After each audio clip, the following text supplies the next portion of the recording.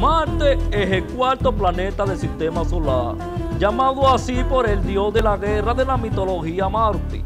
Recibe a veces el apodo de planeta rojo debido a la apariencia rojiza, perdóneme usted, que le confiere el óxido de hierro que domina su superficie.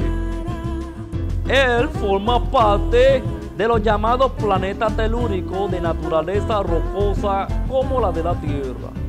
Y es el planeta interior más alejado del Sol. En muchos aspectos es el más parecido a la Tierra. Ahora, sabiendo esto, dígame usted por qué el planeta Marte no tiene la misma vida de la Tierra. Ay, a mí me duele un pie porque tengo las aletas de ballena. Oye, pero ¿cómo me hace perder el tiempo esta criatura? Tortuguero ha dicho tremendo disparate como siempre.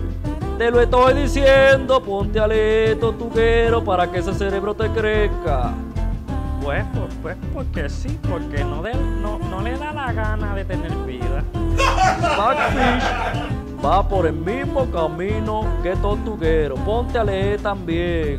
No, tu respuesta es totalmente incorrecta y muy ignorante también. Oye, pero no sé cómo más me puede sorprender, Mantarraya. Mantarraya está lo correcto, dale un fuerte aplauso.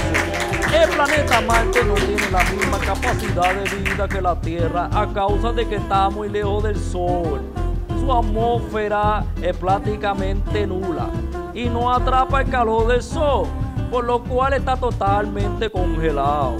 Doctor Cocolía, Doctor Cocolía, Doctor Cocolía, es el Doctor Cocolía.